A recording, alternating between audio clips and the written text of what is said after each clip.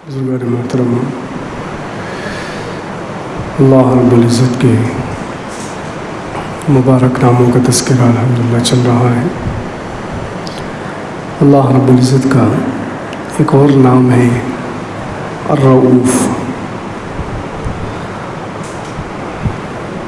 الرؤوف اللہ رب العزت کو اس لیے کہتے ہیں کہ یہ رحمت میں مبالغے کا نام رأفت ہے۔ رحمت جب حد سے زیادہ بڑھ جائے، رحمت میں جب شدت پیدا ہو جائے تو اس کو رؤوف کہتے ہیں۔ تو اللہ تعالیٰ کا نام رحیم تو گزر چکا، لیکن رؤوف میں اس سے زیادہ رحم، اس سے زیادہ مہربانی کے معنی ہے کہ اللہ رب العزت رؤوف ہے، یعنی بہت ہی زیادہ بندوں پر شفقت کرنے والے، مہربانی کرنے والے۔ قرآن پاک میں اللہ رب العزت نے کئی جگہ پر اپنے اس نام کو استعمال کیا ہے، جیسے دوسرے پارے کے پہلے صفحے پر اللہ تعالیٰ نے قبلے کے بدلنے کا تذکرہ کیا ہے۔ پہلے کچھ زمانے تک قبلہ بیت المقدس کو بنایا گیا تھا۔ فلسطین میں جو مقام ہے بیت المقدس، اس کی طرف رخ کر کے 17 مہینے یا کچھ زمانے تک عبادت کی گئی۔ پھر اللہ تعالیٰ کا حکم آیا اور اللہ رب العزت نے قبلے کو بدل دیا اور مکہ المکرمہ میں جو کعبۃ اللہ ہے اس کی طرف رخ کر کے نماز پڑھنے کا حکم دیا گیا۔ اب صحابہ کرام کے دل میں خیال آیا کہ قبلہ بدل گیا، پہلے ہم بیت المقدس کی طرف رخ کر کے نماز پڑھتے تھے، اب بیت اللہ کی طرف رخ کر کے نماز پڑھتے ہیں، تو پچھلی عبادتوں کا کیا ہوگا؟ جو نمازیں ہم نے بیت المقدس کی طرف رخ کر کے پڑھی ہیں اس کا ثواب ملے گا یا نہیں ملے گا؟ ایک سوال پیدا ہوا دل میں، ایک اعتراض پیدا ہوا، کیونکہ 17 مہینے یا بعض روایتوں میں 3 سال یا اس سے بھی کم زیادہ زمانہ لکھا گیا ہے، روایتوں میں ہے۔ تو کچھ صحابہ کرام کے دل میں یہ خیال آیا، تو اللہ رب العزت نے اس خیال کو دور کرنے کے لیے قرآن پاک کی آیت اتاری اور ارشاد فرمایا وَمَا كَانَ اللَّهُ لِيُضِيعَ إِيمَانَكُمْ۔ اللہ رب العزت تمہارے ایمان کو، یہاں ایمان سے مراد نماز ہے، یہاں ایمان سے مراد کیا ہے؟ نماز۔ اللہ تعالیٰ تمہاری نمازوں کو ضائع نہیں کرے گا، کیونکہ اللہ تعالیٰ اپنے بندوں پر رؤوف ہے، مہربان۔ دیکھیے ان اللہ بالناس لرؤوف الرحیم، اللہ رب العزت لوگوں پر، اور صرف مسلمانوں پر، صحابہ کرام پر نہیں کہا بلکہ بالناس، سارے ہی لوگوں پر۔ اللہ تعالیٰ کی جو رأفت ہے، رحمت ہے، سبھی لوگوں پر ہے۔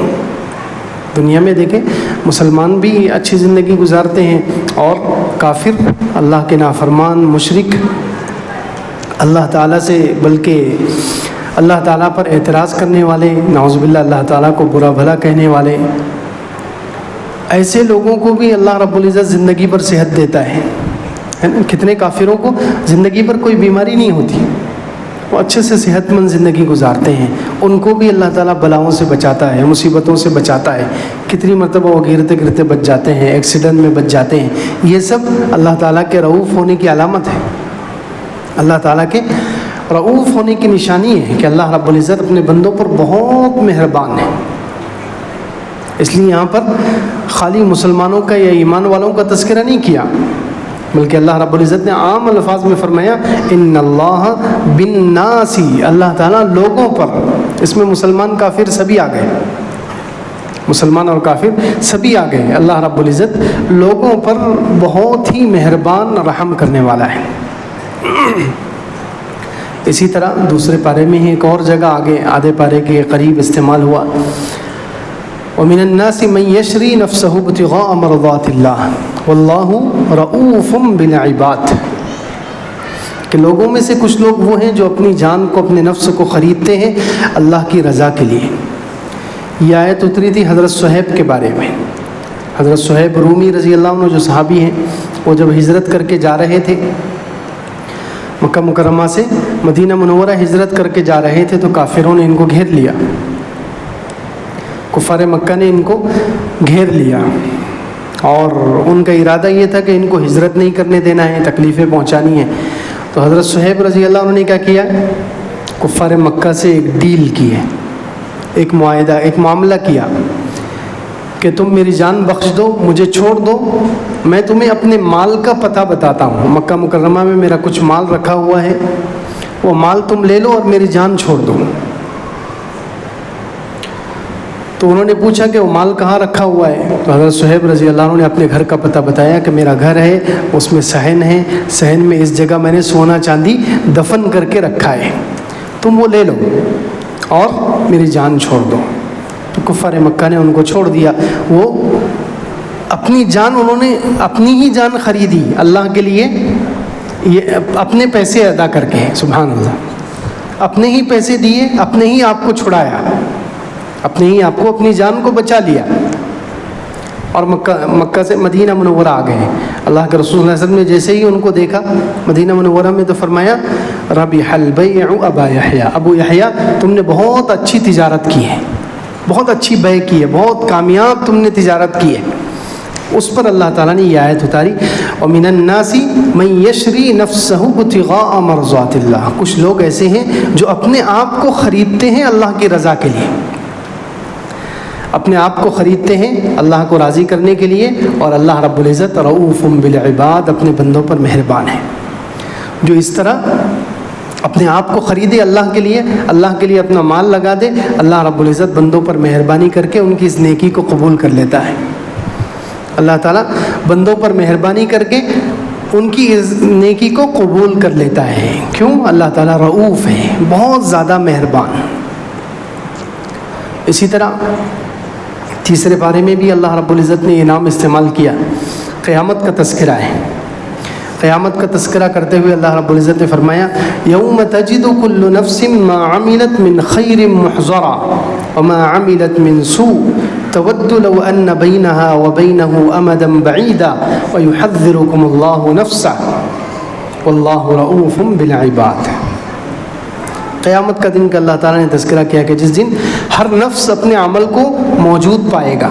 دنیا میں جس شخص نے جو کام کیا ہوگا، جس شخص نے جو عمل کیا ہوگا، وہ اللہ رب العزت قیامت کے دن اس کے سامنے لائیں گے۔ یوم تجد کل نفس ما عملت من خیر، جو بھلائی، چھوٹا سے چھوٹا کوئی نیک کام کسی نے اگر کیا ہوگا تو وہ قیامت کے دن اس کو حاضر پائے گا،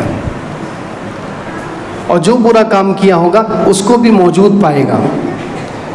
اور انسان چاہے گا کہ کاش میرے اور میرے اعمال کے برائیوں کے درمیان بہت بڑا فاصلہ ہو جائے، یعنی میری برائیاں یہاں پر کھلے نہیں، میری برائیاں یہاں قیامت کے دن میرے سامنے نہ آئیں۔ آگے اللہ رب العزت وَيُحَذِّرُكُمُ اللَّهُ نَفْسَهُ، اللہ تمہیں اپنے آپ سے ڈراتا ہے، اللہ تمہیں اپنے آپ سے ڈراتا ہے۔ کیوں؟ واللہ رؤوف بالعباد، اللہ اپنے بندوں پر مہربان ہے۔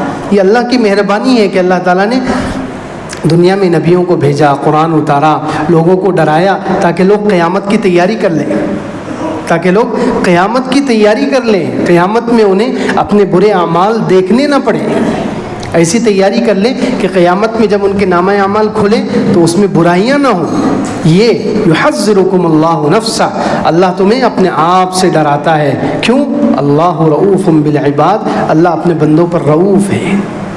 یہ اللہ کی مہربانی ہے کہ اللہ رب العزت ڈراتا ہے، اللہ رب العزت نے قرآن اتارا تاکہ لوگ سدھر جائیں، قیامت کی تیاری کریں اور اچھے نامہ اعمال لے کر قیامت میں پہنچیں۔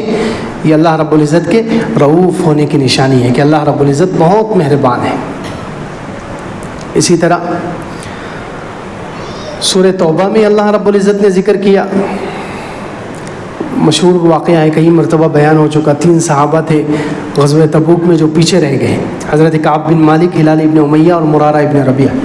3 صحابہ تھے، پکے مسلمان تھے، سچے صحابی تھے، کوئی شک نہیں ہے، لیکن اس لڑائی میں، غزوہ تبوک کی لڑائی میں اللہ کے رسول صلی اللہ علیہ وسلم کے کہنے کے باوجود، اعلان کے باوجود بھی شرکت نہیں کر سکے، اس لڑائی میں شریک نہیں ہو سکے۔ پھر جب حضور صلی اللہ علیہ وسلم واپس آئے تو انہوں نے سچ بول دیا کہ ہمارے پاس کوئی بہانہ نہیں تھا۔ تو حضور اقدس صلی اللہ علیہ وسلم نے ان کا بائیکاٹ کیا 50 دن تک. 50 دن تک ان کا بائیکاٹ ہوا، اور پھر 50 دن کے بعد اللہ تعالیٰ نے ان کی توبہ قبول کی ہے. اور کس شان سے اللہ تعالیٰ نے ان کی توبہ قبول کی ہے کہ ان کی توبہ قبول کرنے کا جو تذکرہ ہے، جس آیت میں ان کی توبہ قبول کرنے کا تذکرہ ہے، اس سے پہلی آیت میں اللہ رب العزت نے یہ فرمایا ہے کہ میں پہلے نبی کی توبہ قبول کرتا ہوں، سارے مہاجرین اور انصار کی توبہ قبول کرتا ہوں، پھر کہا کہ ان تینوں کی توبہ قبول کرتا ہوں. قربان جائیے کہ اللہ رب العزت رؤوف ہے، مہربان ہے. اللہ تعالیٰ اپنے ان بندوں کے جن سے غلطی ہوئی ان کا دل ایسا رکھتے ہیں، سبحان اللہ، ان کا دل رکھنے کے لیے. حالانکہ نبی سے تو کوئی غلطی نہیں ہوئی تھی، نبی سے تو زندگی پر کوئی گناہ نہیں ہوتا، نبی سے تو کوئی گناہ ہوتا ہی نہیں ہے، تو نبی سے کوئی غلطی نہیں ہوئی. دوسرے جو مہاجرین اور انصار صحابہ تھے جو حضور صلی اللہ علیہ وسلم کے ساتھ اتنی مشکل لڑائی میں ساتھ گئے ہیں، ان سے کیا غلطی ہوئی؟ ان سے کوئی غلطی ہوئی نہیں، انہوں نے تو ساتھ دیا اتنے مشکل وقت میں. لیکن پھر بھی اللہ رب العزت کرے میں پہلے ان کی توبہ قبول کرتا ہوں. لقد تاب اللہ علی النبی والمہاجرین والانصار الذین اتبعوه فی ساعة العسرة من بعد ما كاد يزیغ قلوب فریق منهم ثم تاب علیہم انہ بہم رؤوف الرحیم. یہاں بھی اللہ تعالیٰ نے یہی نام استعمال کیا کہ اللہ تعالیٰ رؤوف ہے، مہربان ہے.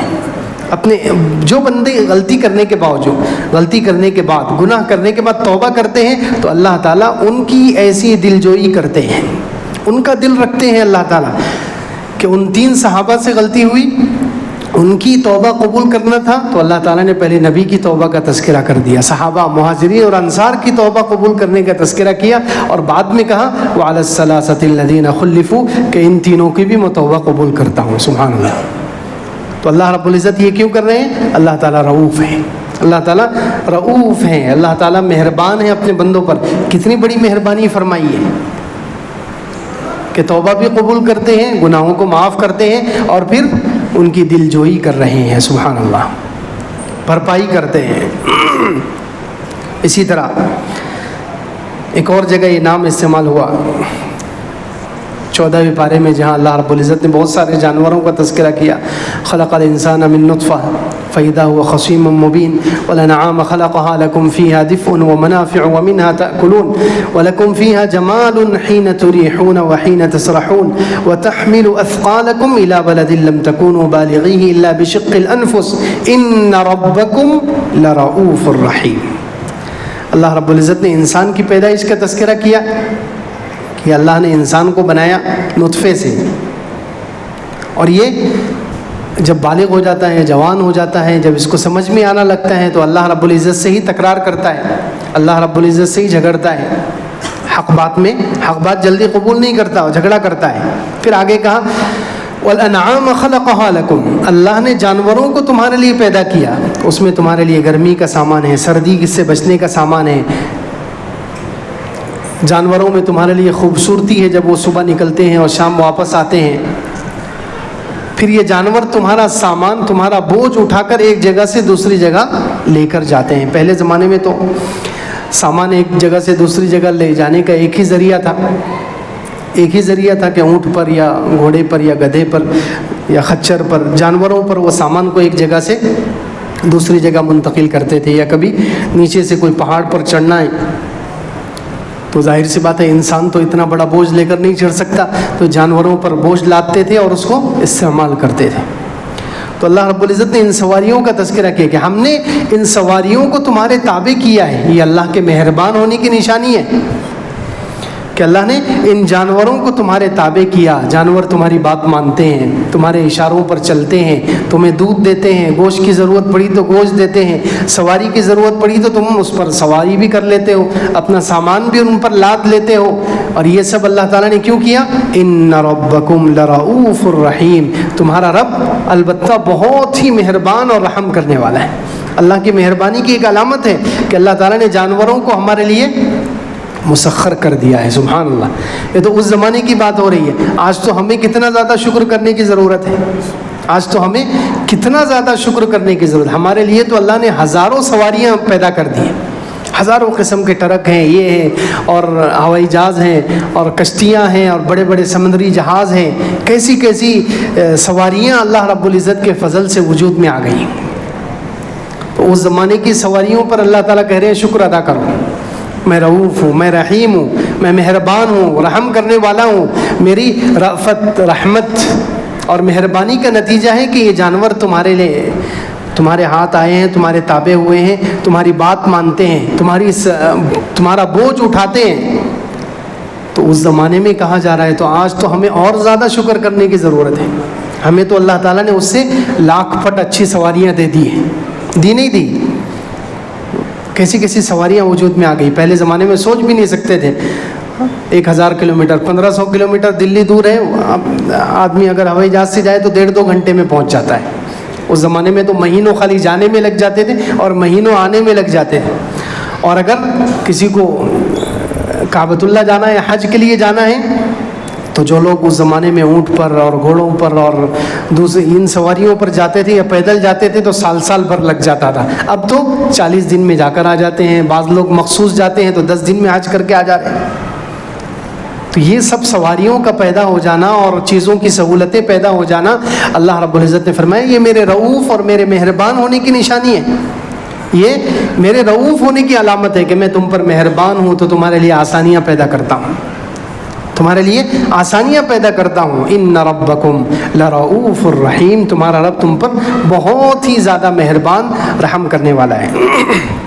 اسی طرح ایک جگہ اور اللہ رب العزت نے فرمایا کہ کافروں پر اور اللہ کے نافرمانوں پر جلدی عذاب نہیں آتا، یہ بھی اللہ کے مہربان ہونے کی نشانی ہے۔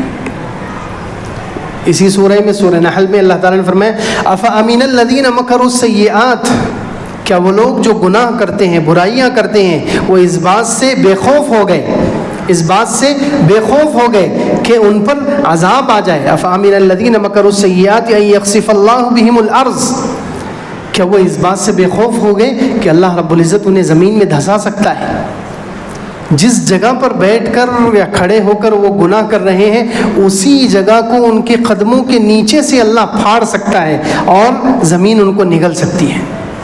کیا یہ لوگ اس سے بے خوف ہو گئے کہ زمین پھٹ سکتی ہے یا آسمان سے کوئی آفت آ سکتی ہے، پتھر برس سکتے ہیں، آگ برس سکتی ہے، اللہ رب العزت زمین سے یا آسمان سے یا دائیں بائیں کسی بھی طرح سے تمہیں عذاب دے سکتا ہے، یا او یاخذہم علی تخوف، اچانک عذاب کی بات چھوڑو، اللہ رب العزت تمہیں بتا کر بھی عذاب دے سکتا ہے۔ اللہ کا عذاب ایسی چیز ہے کہ اگر اللہ تعالیٰ 10 دن پہلے بھی بول دے ہمیں کہ 10 دن کے بعد عذاب آنے والا ہے، تو ہمارے پاس ایسے اسباب نہیں ہے کہ ہم اللہ کے عذاب سے بچنے کا کوئی سامان کر سکیں۔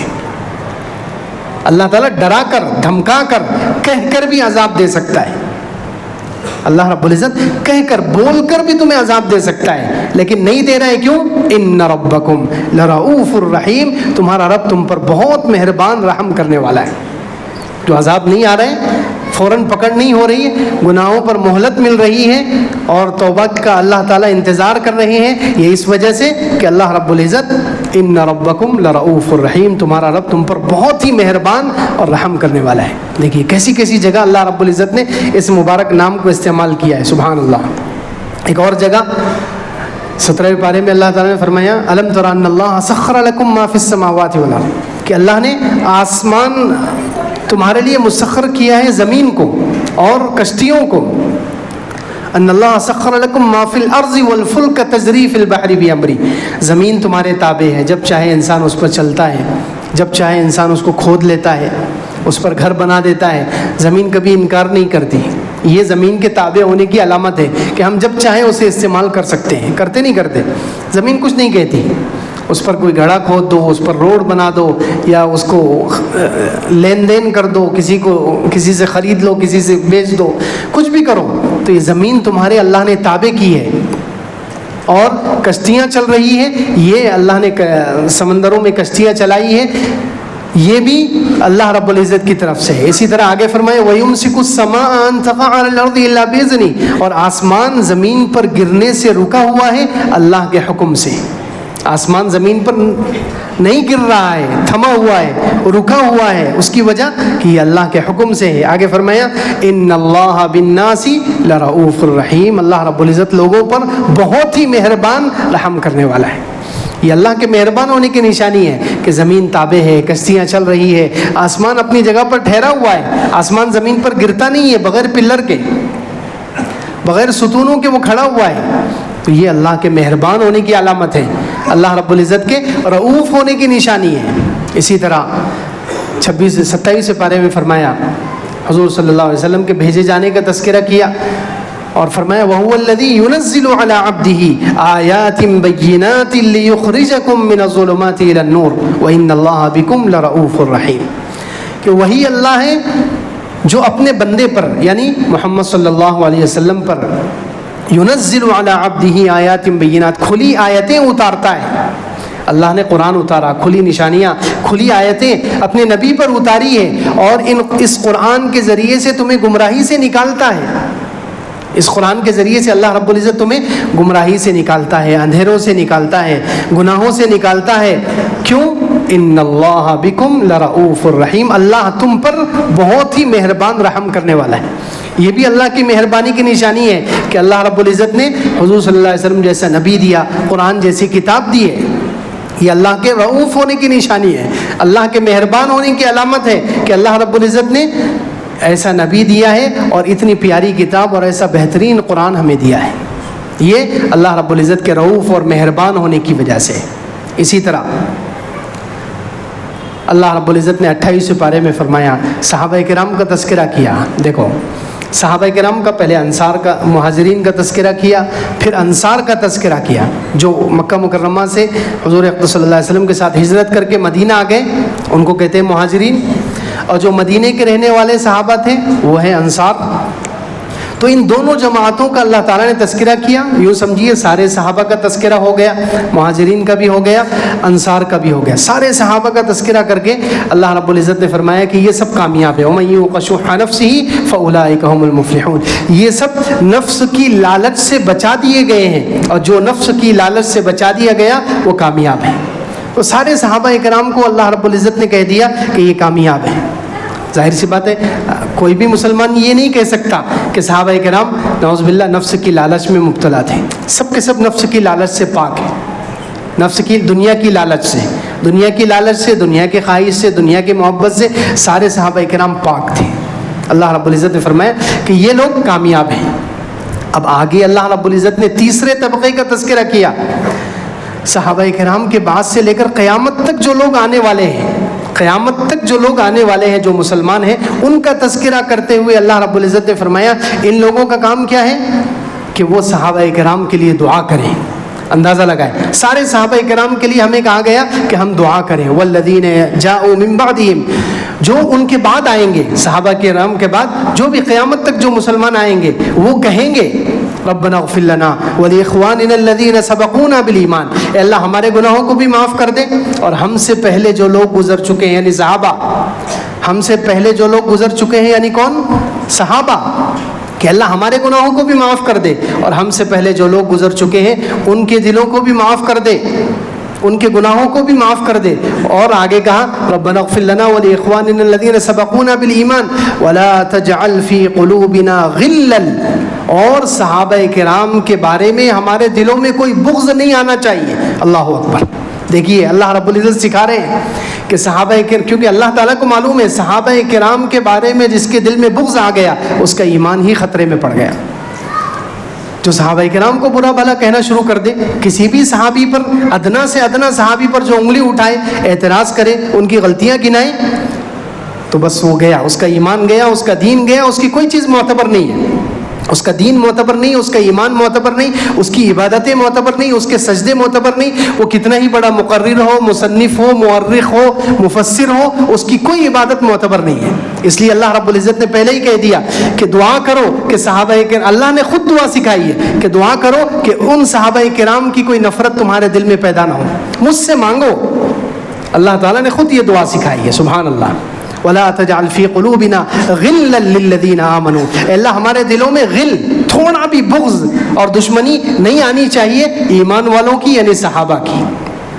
ولا تجعل فی قلوبنا غلا للذین آمنوا ربنا انک رؤوف الرحیم. یہی نام اللہ تعالیٰ نے یہاں استعمال کیا. اے ہمارے رب تو بہت مہربان ہے, رحم کرنے والا ہے, تو ہم پر یہ مہربانی کر دے کہ ہم زندگی پر کسی صحابہ سے دشمنی نہ کرے. بس یہ مہربانی اگر ہو گئی تو ہمارے لیے جنت طے ہو جائے گی, جنت پکی ہو جائے گی. لیکن اگر کسی پر یہ مہربانی نہ ہوئی اللہ کی طرف سے کہ وہ صحابہ کرام کے بارے میں کچھ کہنا شروع کر دے, تو اللہ کی مہربانی اس پر نہیں ہے, اس کا ایمان گیا.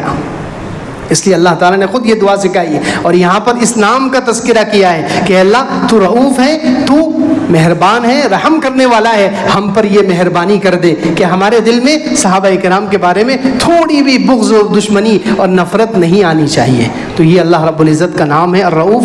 اس کا تقاضا یہ ہے کہ ہم اللہ رب العزت سے اس نام کے ذریعے سے دعا کریں, اللہ سے اس نام کے ذریعے سے اللہ کے خاص مہربانیاں مانگیں, اور اللہ جیسے اپنے بندوں پر مہربان ہے ہم بھی اللہ کی مخلوق کے ساتھ مہربانی کا معاملہ کریں.